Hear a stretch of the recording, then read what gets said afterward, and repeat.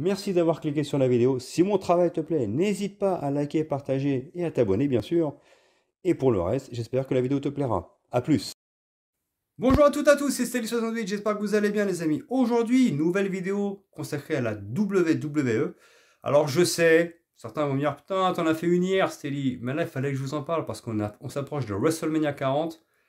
Et j'ai envie de parler du génie créatif qui est en train de mettre en place ce pay-per-view qui pour moi fera date, mais non seulement dans le divertissement sportif, mais qui fera date et marquera l'histoire dans le domaine sportif, tout simplement. Parce que ce qu'est en train de réaliser, pas que lui bien sûr, hein, Triple H avec The Rock, parce que The Rock est un génie aussi, tous les deux sont tout simplement en train de nous pondre ce qui sera certainement un pay-per-view qui marquera l'histoire. Et je voulais revenir du coup sur Triple H, parce que j'ai jamais fait de vidéo sur lui, et je trouve qu'il est essentiel de parler de ce génie qui était un catcheur hors pair, technique, ultra charismatique, une légende des légendes, mais qui aujourd'hui va au-delà, en étant également un dirigeant hors pair. Je vous en parle tout de suite, c'est parti.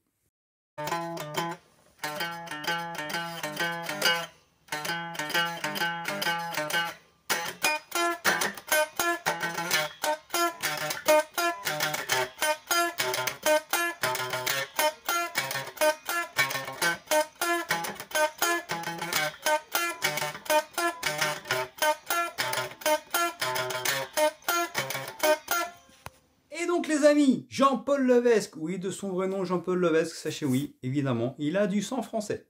Nommé bien entendu Hunter Helmsley, qui s'est modifié en Triple H, est un catcheur absolument admirable qui a fait les beaux jours des années 90.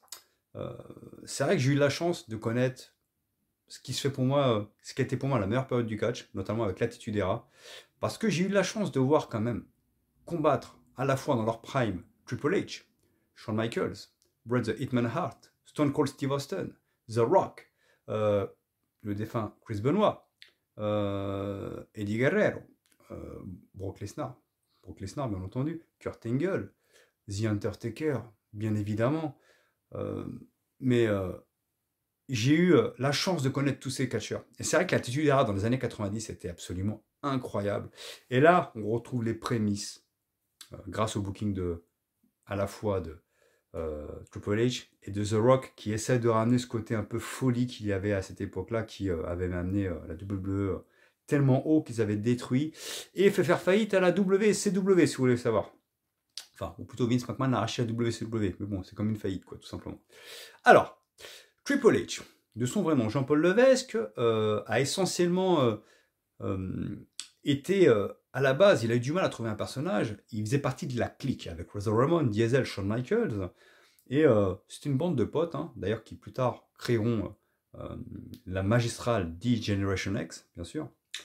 Et donc, Triple H était un catcheur qui était déjà très technique, très bon, mais qui manquait à la base de personnalité. Et c'est vrai que dans les années 90, on avait Dieu que pour Diesel, Razor Ramon et Shawn Michaels qui étaient en train de grimper les échelons. Et ce Triple H était un petit peu je dis pas en bout de course, mais il était, je sais pas qu'il était à la fin, mais c'était peut-être le moins important du groupe. Et donc du coup, il a décidé de travailler par lui-même, cravacher, il a beaucoup travaillé sur sa musculature, et a essayé de se trouver un personnage qui puisse tout simplement être marquant. Alors, certains vont dire, ouais, mais si Triple H il en est là aujourd'hui, c'est parce que c'est le genre de Vince McMahon. J'ai envie de dire, non, faux. Il a travaillé par lui-même, il a voulu prouver par lui-même qu'il pouvait tout simplement être un dieu du catch, une légende du catch. Parce que, figurez-vous qu'à la base, Vince McMahon voyait d'un très mauvais œil le fait que Triple H sorte avec sa fille, Stephanie, et il n'aimait pas du tout Hunter Helmsley. Et c'est vraiment Triple H qui a dû cravacher pour réellement se mettre en avant, faire en sorte que les fans en fait puissent l'apprécier, puissent croire en lui. Et au final, tout ça pour que Vince McMahon dise, bon, en fait, ok, t'as fait ce qu'il fallait pour prouver que tu pouvais être champion, que tu pouvais être un catcheur sur qui compter. Et ben c'est ce qui va se passer. Et au final, Triple H a évolué. Son personnage de Hunter Helmsley, pour cet aristocrate français, a évolué en HHH, Hunter Hearst Helmsley, avec un personnage un peu plus bourrin. Et ensuite, pour devenir celui que l'on connaît, le Kings of Kings, personnage ultra badass, ultra charismatique, beau gosse, musclé, mais à la fois, c'est pour ça que je vous dis que Triple H pour moi est un catcheur ultra complet, extrêmement technique. Il avait un répertoire de prises incroyable, et ce n'était pas qu'un bourrin. C'était pas comme Batista qui était juste un bourrin qui tape et c'est tout. Il avait vraiment une vraie panoplie de catcheurs. Et au final, ça lui a Donc, apporté. désolé les amis, du coup j'ai changé l'environnement. Donc je vous disais sur Triple H, il a changé sa dégaine complètement, musclé, beau gosse. Et du coup, ça a tout changé avec son OST magistral, le fait qu'il soit devenu plus rageux, plus hargneux. Ce qui fait que Triple H est devenu une légende des légendes et surtout, pour moi, en réalité, le vrai porte-étendard de la WWE de ces 20 dernières années avec The Undertaker. Parce que, évidemment, on parle de Stone Cold Steve Austin, légende des légendes, The Rock, ça, il n'y a pas de souci. Mais, sur la longévité, ce qu'ont fait The Undertaker et Triple H est pour moi à ce jour absolument inégalé. Parce que The Rock a fait des va-et-vient. Il a eu une longue carrière pendant 7 ans, il est parti à Hollywood, il est revenu 1 an et demi, il est reparti à Hollywood, il est revenu, là il est reparti, là il revient. The Rock, ça fait 10 ans qu'il ne catche pas. Hein. La dernière fois qu'il a catché, c'était en 2013, c'est quand il avait été champion, et il a perdu son titre face à John Cena à WrestleMania 28. Donc vous imaginez quand même. Donc The Rock, au final, ça fait très longtemps qu'il ne catche plus. WrestleMania 29, pardon, excusez-moi. 28, c'est quand il y a eu le match, le premier match. Et ensuite, le WrestleMania 29, c'est quand The Rock met son titre en jeu contre John Cena, il perd et il arrête tout simplement sa carrière de catcheur de base. Et Stone Cold a dû écourter sa carrière suite à une grave blessure dont sa santé en fait était en jeu. Donc du coup, si on parle de longévité, The Undertaker et Triple H, en fait, c'est les deux, vraiment, les deux catcheurs qui ont une longévité absolument incroyable, dantesque. C'est pour ça que pour moi, Triple H est au-dessus de tout. Parce qu'au final, aujourd'hui, il fait partie des dirigeants de la WWE. C'est lui qui s'occupe du booking, du scénario. Et ce qu'il fait est absolument incroyable. C'est-à-dire qu'on sent que le gars, il a un vrai talent également dans amener tout ce qui est scénario, intensité, hype. Parce que ce qui se construit autour de Cody Rhodes et Roman Reigns depuis 1 an, c'est Triple H. Et aujourd'hui, que le fait que The Rock ça arrive, parce que The Rock est un pur génie également, ce qui fait en fait qu'au final, là, la mayonnaise est en train de prendre et ce WrestleMania 40 sera pour moi un pay-per-view marquant dans l'industrie du divertissement sportif, mais également dans l'industrie du sport en général, parce que The Rock et Triple H sont en train de faire quelque chose de magistral pour mettre over Cody Rhodes. Et je pense que Roman Reigns y est pour beaucoup aussi. Parce que Roman Reigns est aussi quelqu'un de vraiment très bon. Et je pense qu'en tant qu'acteur, il sera excellent. Donc au final, ils sont en train de mettre en avant Cody Rhodes. Ce qui fait que ce WrestleMania 40 sera pour moi mais absolument mémorable. Tout simplement. Et c'est vrai que, en revenant sur Triple H, ça a été un catcheur respecté. Ça a été un catcheur qui a quand même eu des rivalités légendaires contre Stone Cold, contre The Rock, contre Shawn Michaels, contre The Undertaker encore une fois, contre Batista, contre Randy Orton, parce que Randy Orton également est un catcheur absolument incroyable. Et c'est aussi, n'oublions pas, Triple H qui a réussi à pousser, à mettre en avant Jeff Hardy lorsque Jeff Hardy est devenu champion à Armageddon 2008 dans ce Triple Threat légendaire avec Edge, justement Triple H et Jeff Hardy. Donc Triple H est quelqu'un d'extrêmement doué pour réussir à sentir le catcheur qui pourra faire quelque chose, qui pourra step up. Bah, c'est bien d'avoir les titres intercontinentales, champion par équipe, ce que tu veux, mais le fait de devenir champion de WWE, champion du monde poids lourd, c'est-à-dire que tu franchis un palier.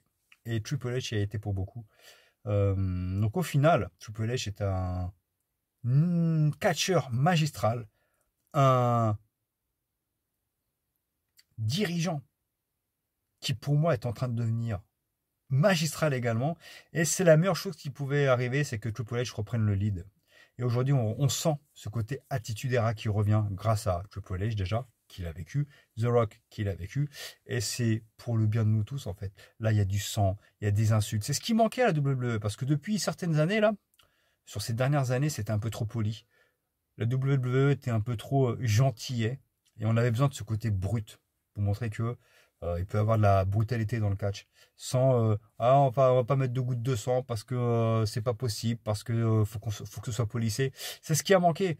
Si la WWE est devenue la numéro 1 au monde en éclipsant la WCW, c'est justement parce que l'attitude era a fait que ça a franchi un palier. Et je pense que là, Triple H a tout compris. Ils sont en train de repartir avec The Rock sur ce côté attitude era pour remettre en avant la WWE, mais vraiment en top niveau, d'accord. Et j'ai peur que là, en fait, j'ai peur. Ce qui va se passer, c'est que la AEW risque d'en payer les conséquences, risque de faire une nouvelle WCW, parce que là, ce qui est en train de se passer à la WWE, c'est magique. Franchement, c'est magique. Et donc, je trouve que je suis partagé parce que j'estime que le fait qu'il a AEW, c'est très bien aussi. Il faut qu'il y ait plusieurs fédérations pour que déjà les fans s'y retrouvent, parce qu'il n'y a pas que la WWE pour moi, d'accord. Comme pour les machines, il ne faut pas qu'il y ait que Xbox ou que PlayStation, il faut qu'il y ait plusieurs machines, Nintendo, PlayStation, Xbox ou d'autres, je ne sais pas, pour permettre d'avoir le choix et surtout qu'il y ait une concurrence saine. Il faut que la AEW reste, tout simplement, pour pouvoir concurrencer sainement la WWE, pour que justement à chaque fois l'un s'inspire de l'autre pour essayer de tirer le meilleur de soi-même. En tout cas, Triple H est un catcheur qui aura marqué l'histoire, marquera l'histoire à jamais. Parce que là, je vais vous le mettre, mais encore il manque 2 choses, mais je vais vous le dire de manière vocale. Il a quand même été 9 fois champion de la WWE, si je ne m'abuse. 5 fois champion du monde poids lourd. Il a été 2 fois champion par équipe, une fois avec Stone Cold Steve Austin et une fois avec Shawn Michaels, justement, sous Degeneration X. Il a été 5 fois champion intercontinental, un palmarès long comme le bras, 2 fois champion européen. Et dans cette ligne que je vous ai mis, il y a une chose qui n'est pas apparue, c'est qu'il a été King of the Ring 1997 et il a été double champion du Royal Rumble. Il a remporté le Royal Rumble en 2002 et en 2016. Donc le gars, en termes de palmarès, en termes de longévité, en termes de charisme, en termes de ce que vous voulez, il a fait partie des catcheurs qui ont fait quasiment les meilleurs matchs de l'histoire de la WWE aussi, tout le temps dans les matchs les plus regardés ou les plus plébiscités. C'est un catcheur complet, exemplaire. Et aujourd'hui, c'est un dirigeant méritant. Et à ceux qui pensent qu'il est là grâce à Vince McMahon, non. Il est là peut-être grâce à Vince McMahon, un petit peu, mais surtout grâce à son talent pur. Et il a prouvé aujourd'hui que la WWE était entre de bonnes mains, c'est-à-dire les siennes. J'espère que la vidéo vous a plu. En tout cas, le but pour moi de vous donner cette envie, même aux non-initiés du catch, de regarder WrestleMania 40 qui aura lieu ce week-end, samedi 6 au soir, dimanche 7 au soir. Et je pense qu'on va avoir un pay-per-view d'exception, tout simplement. J'espère que ça vous a plu les amis. Likez, partagez, abonnez-vous. Ciao.